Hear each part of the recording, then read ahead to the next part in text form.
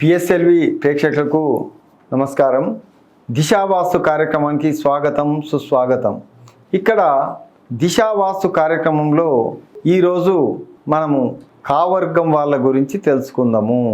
8 వర్గాల్లో ఆ వర్గము మొన్నటి ప్రోగ్రాంలో అయిపోయింది కాబట్టి ఇప్పుడు కా వర్గం గురించి తెలుసుకుందాము. కా వర్గము అన్నప్పుడు అది సౌత్ ఈస్ట్ కార్నర్ వాళ్ళకు సొంత స్థానము. అంటే ఇంతకుముందు వాళ్లకు తూర్పు స్థానం సొంతమైతే ఇప్పుడు కా వర్గం వాళ్లకు సౌత్ ఈస్ట్ కార్నరు ఇది సొంత స్థానం అవుతుంది. అయితే వాళ్ళ ఇల్లు ముఖద్వారం తూర్పుకైనా ఉండొచ్చు, దక్షిణమైనా ఉండొచ్చు. ఎందుకంటే దక్షిణం రోడ్డు వీళ్ళకు ఉండాలి, తూర్పు రోడ్డు వీళ్ళకి తప్పనిసరిగా ఉండవాలను. అటువంటి ఇంట్లో వీళ్ళు జీవిస్తేనే నెంబర్ 1గా జీవించగలుగుతారు. అయితే ఇక్కడ ఒక సమస్య. అయితే సౌత్ ఈస్ట్ కార్నర్ లేకుండా సౌత్కు ఏదో ఒక నిర్మాణమో రోడ్ లేకపోవడమో జరిగిందనుకోండి, వాళ్ళకు ఎటువంటి లాభము ఉండదు. వీళ్ళకు కార్నరు తప్పనిసరి. అట్లా ఉంటేనే వీళ్ళు హ్యాపీగా జీవించగలుగుతారు. కేవలం తూర్పు ముఖద్వారం ఉంటే సరిపోతుంది అనుకుంటే మాత్రం పప్పులో కాలేసినట్టే. దానివల్ల వాళ్ళు పడే బాధలు జీవితాంతం అనుభవించక తప్పదు. ఏం చేసినా ముందరికి రారు, ఎంత కష్టపడ్డా ముందరికి రారు. వాళ్ళ జీవితం చాలా దుర్భేద్యంగా జరిగిపోతుంది. అలా కాకుండా వాళ్ళ ఇల్లు దక్షిణం ఫేస్ కలిగి ఉండి దక్షిణ ఆగ్నేయంలో సింహద్వారం తప్పనిసరిగా ఉండవలను. అంతేగాని తూర్పు సింహద్వారం దక్షిణం గేట్ అంటే మాత్రం ఆ ఇల్లు వాళ్ళకి ఎటువంటి ప్రయోజనం ఉండదు. అంతేకాకుండా ఒకవేళ దక్షిణం డోరు ఉన్నా దక్షిణ మధ్య భాగంలో మాత్రం ఉండకూడదు. వాళ్ళకు దక్షిణ ఆగ్నేయం అంటే 10 గజాల ఇంటికి 2.5 గజాల లోపల ఉండేది దక్షిణ ఆగ్నేయ నివాస గృహము. అట్లాగే వాళ్ళకు దక్షిణంలో గేటు గిడ ఆగ్నేయ భాగంలోనే ఉండవలను. దానికి దక్షిణ ఆగ్నేయం వీధిపోటు ఉంటే వాళ్ళకి మించినోడు ఇంకెవ్వడు ఉండడు. వాళ్ళను ఈ ప్రపంచ దేశాన్ని బెదిరించుకోవచ్చు, రాష్ట్రాన్ని బెదిరించుకోవచ్చు, అందరిని బెదిరించుకోవచ్చు. కాబట్టి దిశావాస్తు ప్రకారంగా ఆగ్నేయంలో సింహద్వారం పెట్టినప్పుడు కొలత ప్రకారం తప్పనిసరి. వాస్తుశాస్త్రం చెప్పేది కూడా కొలత ప్రకారం తప్పనిసరి అని చెప్తుంది. అట్లా ఉంటేనే దిశ సపోర్ట్ చేస్తుంది. లేని పక్షంలో దిశ సపోర్టు చెయ్యదు. ఎందుకంటే ఇది సపోర్ట్ చేస్తుంటే అది ఇబ్బంది పెడుతుంటుంది. తద్వారా అతను పూర్తి స్థాయిలో లాభం పొందాడు. అట్లాగే ఆ ఇంటికి దక్షిణ ద్వారం ఉన్నప్పుడు పడమట్లో వేరే వాళ్ళ ఇల్లు ఉంటే బాగుంటుంది, లేకపోయినా పర్వాలేదు. పడమటి భాగంలో ఇల్లు ఉన్నా లేకపోయినా ఎటువంటి బాధ ఉండదు. దీన్ని ఆగ్నేయ సింహద్వారము కావర్గం వాళ్లకు అని చెప్పబడుతుంది.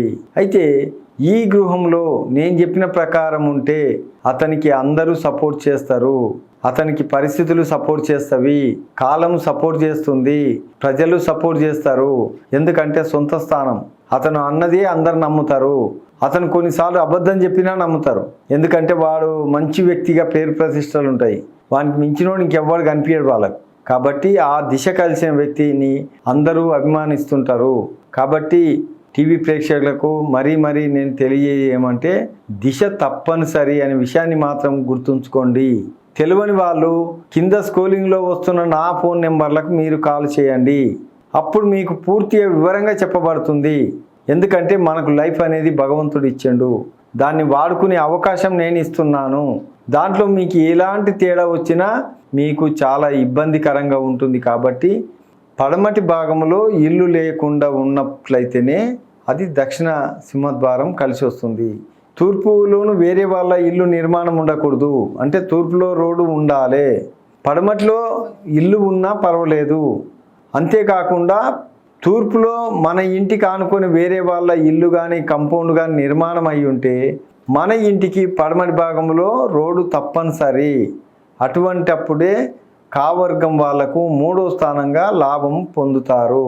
ఇంకోటి ఏంటంటే ఇది 2వ స్థానం 3వ స్థానం కిందికి వెళ్ళిపోయింది. అయితే ఇక్కడ 4వ స్థానం గురించి తెలుసుకుందాం.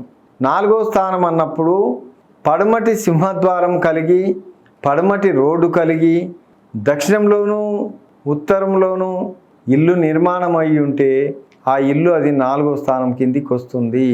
అంటే 4వ స్థానం అంటే ఆత్మహత్య చేసుకోమంటుంది. ఆత్మహత్య అనేది ప్రాణాంతకమైనది.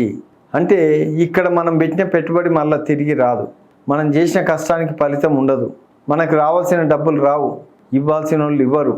దానివల్ల అతను ఆత్మహత్య తప్ప అతనికి వేరే కనిపించదు. ప్రభుత్వం నుంచి రావాల్సిన డబ్బులు కూడా రావు. ఏదో చిన్న సమస్యల మధ్యన కిరికిర్ల వల్లనో రాజకీయాల వల్లనో ఆ డబ్బులు ఆగిపోతాయి. తద్వారా మనము దిశ ప్రకారం ఇల్లు తప్పనిసరి అనే విషయాన్ని మీకు తెలియజేస్తున్నాను. అయితే ఇక్కడ 4వ స్థానం అంత ఇబ్బంది పెట్టినప్పుడు 5వ స్థానంకి వెళ్ళిపోదాం. 5వ స్థానం అన్నప్పుడు ఉత్తర భాగంలో మనకు వేరే వాళ్ళ ఇల్లు నిర్మాణం ఉండకుండా ఉంటూ ఉత్తర భాగంలో రోడ్డు తప్పనిసరి ఉండవలను. అంటే నైరుతిలో ఇల్లుండి అంటే ఉత్తర భాగంలో ఇల్లు ఉండకూడదు. అటువంటప్పుడు మాత్రమే ఆ ఇల్లు మనకు పూర్తి స్థాయిలో సపోర్ట్ చేస్తుంది. అప్పుడు మనకు అది 5వ స్థానంగా ఉంటుంది. తద్వారా మనము ఎవరికి రూపాయి సాయం చేయకున్నా సరే మంచోడు అనే పేరుతో మన లైఫ్ కొనసాగుతుంది. మనము ఎవరిని అడిగినా కాదనరు, మనం ఏం చెప్పినా కాదనరు. మంచోడు మంచోడు మంచోడు. అట్లాంటి మంచి పేరు సంపాదించాలంటే మిత్రస్థానంలోనే జీవించవలను. అంటే మనం ఎట్లాగూ ఎవరికి సాయం చేయము, చెడ్డ పేరు రావద్దు అంటే మనం మిత్రస్థానంలోనే నివాసం ఏర్పరచుకోవడం చాలా శ్రేయస్కరంగా ఉంటుంది. అయితే ఇక్కడ ఇంకొక సమస్య ఉంది. 6వ స్థానము. 6వ స్థానం అన్నప్పుడు ఉత్తర భాగంలో ఇల్లు నిర్మాణం ఉండవలను. అయితే ఇక్కడ 6వ స్థానము అన్నప్పుడు మొదటి కేటగిరీ కిందికి వస్తుంది.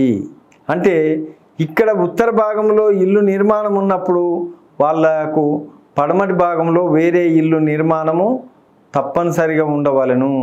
అలాగే తూర్పు భాగంలోనూ ఇల్లు ఉంటేనే అది 6వ స్థానం కిందికి వస్తుంది. కాబట్టి అది 6వ స్థానం అంటే వాళ్ళు ఆడింది ఆట పాడింది పాటగా ఉంటుంది. అలా కాకుండా పడమటి భాగంలో నీ ఇల్లు వేరే వాళ్ళ ఇల్లు లేనప్పుడు ఆ ఇల్లు మళ్ళా 5వ స్థానంలోకి వెళ్ళిపోతుంది. 5వ స్థానం అంటే కేవలం మంచి పేరు మాత్రం ఉంటుంది, కొద్దిగా గొప్ప కలిసి వస్తుంది, అంతే తప్ప నెంబర్ 1 కాదు. మరిన్ని ఆసక్తికరమైన కథనాల కోసం మా ఛానల్ని సబ్స్క్రైబ్ చేయండి.